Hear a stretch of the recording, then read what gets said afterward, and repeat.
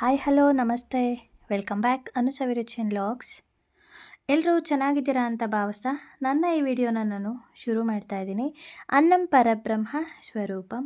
ನಾನಿವತ್ತು ಸಿಂಪಲ್ಲಾಗಿ ಚಪಾತಿ ಹಿಟ್ಟಿಂದ ಒಂದು ರೆಸಿಪಿಯನ್ನು ಟ್ರೈ ಮಾಡ್ತಾ ಇದ್ದೀನಿ. ತುಂಬಾ ಟೇಸ್ಟಿಯಾಗಿರುತ್ತೆ ಮತ್ತು ಮಕ್ಕಳ ಲಂಚ್ ಬಾಕ್ಸಿಗೆ ಅಥವಾ ಸ್ನ್ಯಾಕ್ಸಿಗೆ ಕೂಡ ಆರಾಮಾಗಿ ನಾವು ಪ್ರಿಫರ್ ಮಾಡ್ಬೋದು. ಇದನ್ನು ನಾನು ಗೋಧಿ ಹಿಟ್ಟನ್ನು ಬಳಸಿ ಮಾಡ್ತಾಯಿದ್ದೀನಿ. ಯಾವಾಗಲೂ ಒಂದೇ ರೀತಿ ಚಪಾತಿ ಪಲ್ಯ ತಿಂದು ಬೋರ್ ಆಗಿರುತ್ತೆ. ಸೊ ಏನಾದರೂ ಡಿಫ್ರೆಂಟಾಗಿ ತಿನ್ನಬೇಕು ಅಂತ ಅನಿಸಿದಾಗ ಈ ರೀತಿ ಒಂದು ಸ್ನ್ಯಾಕ್ಸ್ ಥರ ಒಂದು ರೆಸಿಪಿಯನ್ನು ಟ್ರೈ ಮಾಡಿ. ಇದು ಸ್ನ್ಯಾಕ್ಸು ಹೌದು ಮತ್ತು ಲಂಚ್ ಬಾಕ್ಸ್ ರೆಸಿಪಿ ಕೂಡ ಹೌದು. ಮೊದಲಿಗೆ ನಾನಿಲ್ಲಿ ಗೋಧಿ ಹಿಟ್ಟನ್ನು ತೊಗೊಂಡಿದ್ದೀನಿ. ಇದಕ್ಕೆ ಚಿಟಿಕೆಯಷ್ಟು ಉಪ್ಪನ್ನು ಸೇರಿಸ್ಕೊಂಡು ಸ್ವಲ್ಪ ಖಾರದ ಪುಡಿಯನ್ನು ಸೇರಿಸ್ಕೊತಾ ಇದ್ದೀನಿ. ಹಾಗೆಯೇ ಅಜ್ವಾನ ಕಾಳು ಏನು ಬರುತ್ತೆ ಅದನ್ನು ಕ್ರಷ್ ಮಾಡಿ ನಾನು ಕೈಯಿಂದ ಸೇರಿಸ್ಕೊತಾ ಇದ್ದೀನಿ. ಮತ್ತು ಚಿಟಿಕೆಯಷ್ಟು ಅರಿಶಿಣನ ಸೇರಿಸ್ಕೊಂಡು ಇದನ್ನು ಮಿಕ್ಸ್ ಮಾಡ್ಕೊಳ್ಳೋಣ. ಇವಾಗ ನಾನು ಸ್ವಲ್ಪ 1-2 ಸ್ಪೂನಷ್ಟು ಆಯಿಲನ್ನು ಸೇರಿಸ್ಕೊತಾ ಇದ್ದೀನಿ.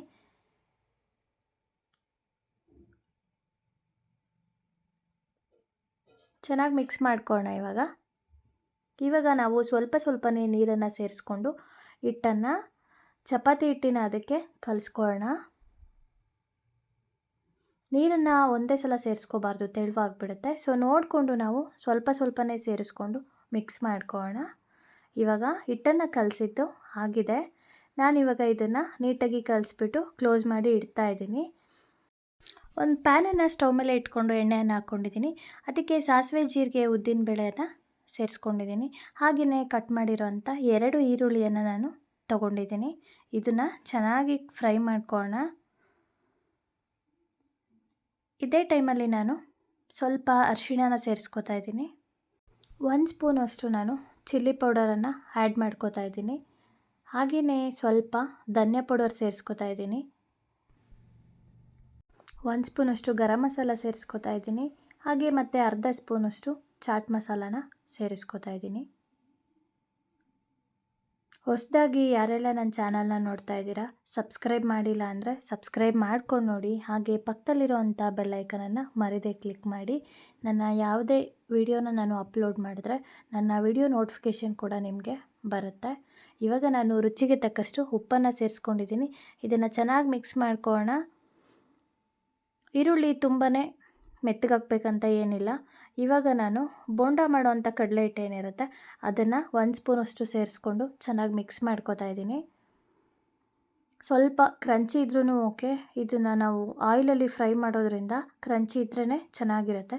ಇವಾಗ ಕಟ್ ಮಾಡಿರೋಂಥ ಕೊತ್ತಂಬರಿಯನ್ನು ಸೇರಿಸ್ಕೊಂಡಿದ್ದೀನಿ.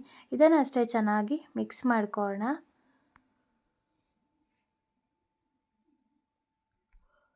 ಕಲಸಿಟ್ಟಿರೋಂಥ ಹಿಟ್ಟು ಕೂಡ ಸಾಫ್ಟ್ ಆಗಿದೆ. ಇವಾಗ ಇದನ್ನು ಚೆನ್ನಾಗಿ ಒತ್ಕೊಂಡು ಉಂಡೆಗಳನ್ನ ಮಾಡ್ಕೊಳ್ಳೋಣ. ಮಕ್ಕಳ ಲಂಚ್ ಬಾಕ್ಸಿಗೆ ಅಥವಾ ಸಂಜೆ ಟೈಮು ಸ್ನ್ಯಾಕ್ಸಿಗೆ ಏನಾದರೂ ಬೇಕಂದಾಗ ಈ ರೀತಿ ಮಾಡಿಕೊಡ್ಬೋದು. ತುಂಬಾ ಟೇಸ್ಟಿಯಾಗಿರುತ್ತೆ, ಚೆನ್ನಾಗೂ ಕೂಡ ಇರುತ್ತೆ. ಚಪಾತಿ ಪಲ್ಯ ಮಾಡಿಕೊಟ್ರೆ ಮಕ್ಕಳು ತಿನ್ನಲ್ಲ. ಸೊ ಈ ರೀತಿ ಸ್ವಲ್ಪ ಡಿಫ್ರೆಂಟಾಗಿ ಏನಾದರೂ ಟ್ರೈ ಮಾಡಿದ್ರೆ ಖಂಡಿತ ಇಷ್ಟಪಟ್ಟು ತಿಂತಾರೆ. ನಾನಿಲ್ಲಿ ಲಟ್ಟಣಿಗೆಗೆ ಸ್ವಲ್ಪ ಆಯಿಲನ್ನು ಹಚ್ಕೊಂಡು ಈ ಸೈಜಲ್ಲಿ ನಾನು ಚಪಾತಿ ಹಿಟ್ಟನ್ನು ಲಟ್ಟಿಸ್ಕೊತಾ ಇದ್ದೀನಿ. ಪೂರಿ ಸೈಜಿಗೆ ಲಟ್ಟಿಸ್ಕೊತಾ ಇದ್ದೀನಿ. ಎಲ್ಲ ಉಂಡೆಗಳನ್ನು ನಾನು ಲಟ್ಟಿಸ್ಕೊಂಡಿದ್ದೀನಿ. ಇವಾಗ ಪಲ್ಯ ಏನು ಮಾಡಿಟ್ಕೊಂಡಿದ್ದೆ ಈರುಳ್ಳಿದು ಅದನ್ನು ನಾನು ಈ ರೀತಿ ಸ್ಟಫಿಂಗ್ ಮಾಡ್ಕೋತಾ ಇದ್ದೀನಿ. ನಾವು ಈರುಳ್ಳಿ ಪಲ್ಯ ಬದಲು ವೆಜಿಟೇಬಲ್ಸು ಅಥವಾ ಮಕ್ಕಳು ಯಾವ ವೆಜಿಟೇಬಲ್ನ ತಿನ್ನೋದಿಲ್ಲ ಅದರದ್ದು ಪಲ್ಯನ ಮಾಡಿಬಿಟ್ಟು ಡ್ರೈ ಪಲ್ಯನ ಈ ರೀತಿ ಸ್ಟಫ್ ಮಾಡಿ ನಾವು ಮಾಡಿಕೊಡ್ಬೋದು. ಆವಾಗ ವೆಜಿಟೇಬಲ್ಸ್ನ ಕೂಡ ಮಕ್ಕಳು ತಿಂತಾರೆ. ನೋಡಿ, ಈ ರೀತಿ ಎಲ್ಲ ಕಡೆ ಫೋಲ್ಡ್ ಮಾಡ್ಕೊಳ್ಳೋಣ.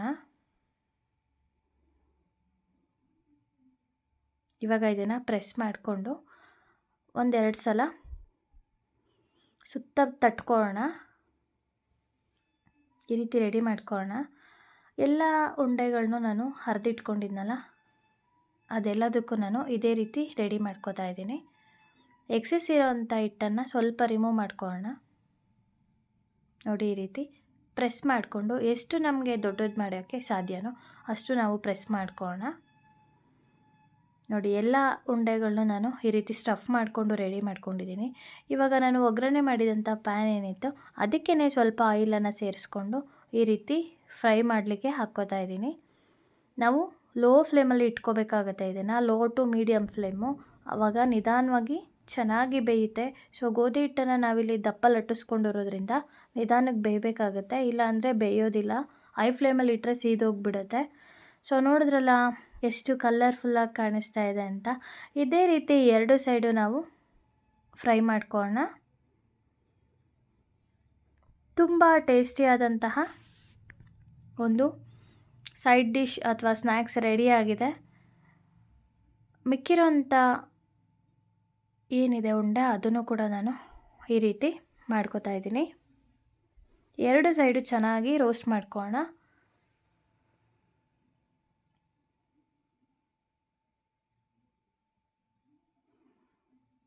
ಸೊ ಒಂದು ಸ್ಪೆಷಲ್ ಆದ ಸ್ನ್ಯಾಕ್ಸ್ ರೆಡಿಯಾಗಿದೆ. ಮಕ್ಕಳಿಗೆ ತುಂಬಾ ಇಷ್ಟ ಆಗುತ್ತೆ. ನೀವು ಕೂಡ ಮನೆಯಲ್ಲಿ ಈ ರೀತಿ ಒಂದು ರೆಸಿಪಿನ ಟ್ರೈ ಮಾಡಿ. ನನ್ನ ಈ ವಿಡಿಯೋ ಇಷ್ಟ ಆದಲ್ಲಿ ಹೇಗಿತ್ತು ಅಂತ ಮರಿದೇ ಕಮೆಂಟಲ್ಲಿ ತಿಳಿಸಿ. ಹಾಗೆ ನಿಮ್ಮ ಫ್ರೆಂಡ್ಸ್, ಫ್ಯಾಮಿಲಿ, ರಿಲೇಟಿವ್ಸ್ಗೆ ನನ್ನ ಚಾನಲನ್ನು, ಈ ವೆಜ್ ಚಾನಲ್ ಏನಿದೆ ಅನು ಸವಿರುಚಿ ವ್ಲಾಗ್ಸ್ ಚಾನಲನ್ನು ಸಜೆಸ್ಟ್ ಮಾಡಿ ಅಂತ ಕೇಳ್ಕೊತಾ ಇದ್ದೀನಿ.